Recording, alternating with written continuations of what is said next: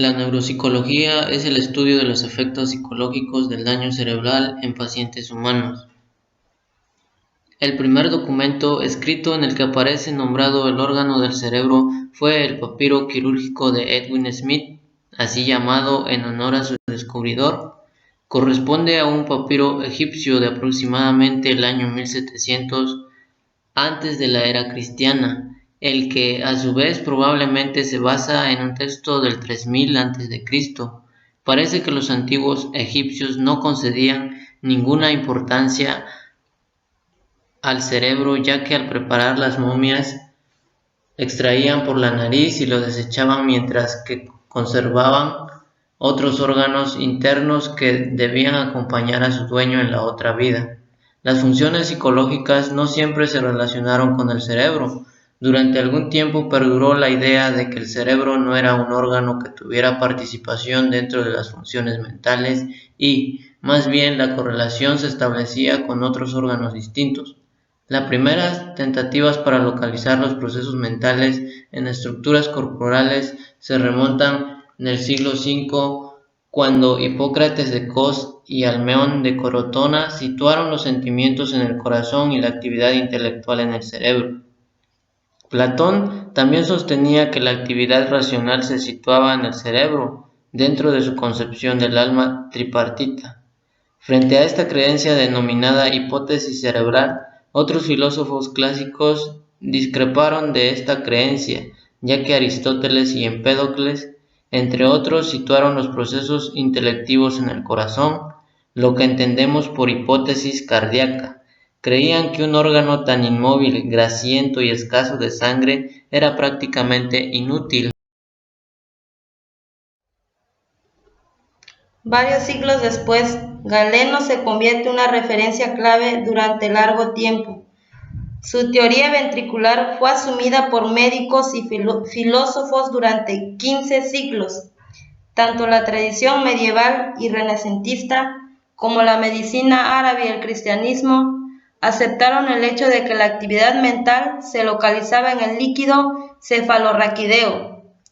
En particular, se pensaba que la tercera cavidad craneana era el sitio donde descansaba la memoria, así como los primeros de ellas, ventrículos laterales, el lugar en el que se localizaban las sensaciones y las emociones. Galeno fue médico de la corte. Creía que el cuerpo humano era una máquina habitada por espíritus que lo dotaban de su humanidad. Prevaleció durante más de 1000 años esta idea. Era aceptada por la Iglesia. Los pensadores que apoyaron su idea fueron Leonardo da Vinci y Descartes.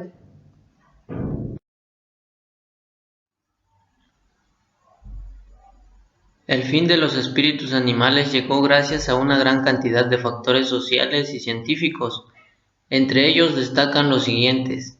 Se empieza a permitir el trabajo con seres humanos, ya que durante cientos de años había estado prohibido por la Iglesia. El italiano Andreas Berzelius publica su libro de la estructura del cuerpo humano, una extraordinaria obra en la que expone sus descubrimientos anatómicos. Además, demuestra que Galeno estaba equivocado en muchos de sus planteamientos. Copérnico publica en el mismo año que Berzelius su libro sobre las revoluciones de las esferas celestes, el cual es considerado el punto inicial de la astronomía moderna.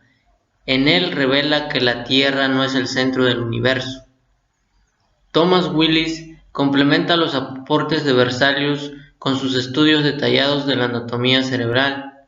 Galileo, astrónomo, físico y astrónomo italiano, se le responsabiliza de la revolución científica que da paso a la era moderna del conocimiento sobre el mundo y el universo.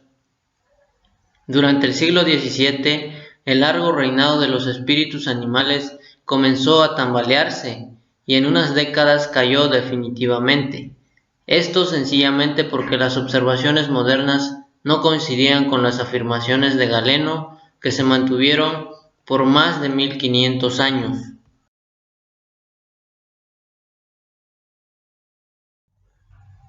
Para Franz Joseph Gall, médico y neuroanatomista alemán, entre 1781 y 1802 señala que las distintas aptitudes mentales están vinculadas con regiones específicas del cerebro.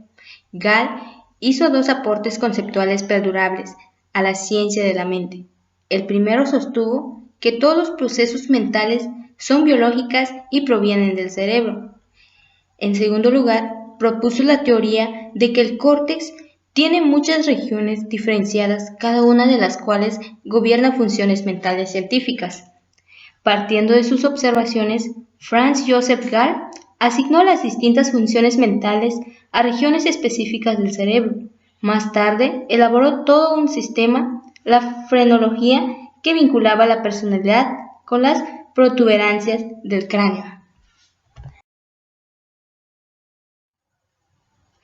Por otro lado, Pierre-Paul Broca, quien también era cirujano y antropólogo, fundó una disciplina que conocemos hoy como neuropsicología, ciencia que estudia las alteraciones de los procesos mentales producidas por lesiones cerebrales.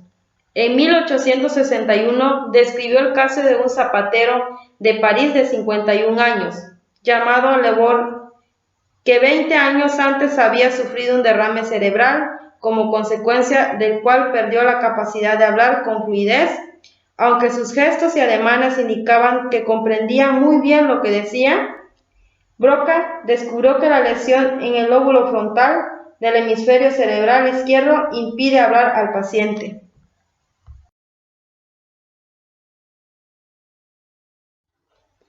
Por su parte, en 1879, Karl Wernicke describió otro tipo de afasia.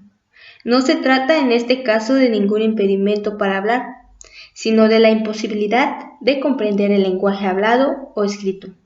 Más aún, las personas afectadas por la afasia de Wernicke pueden hablar, pero lo que dicen es totalmente incoherente para los demás, como sucedía con la afasia de Broca.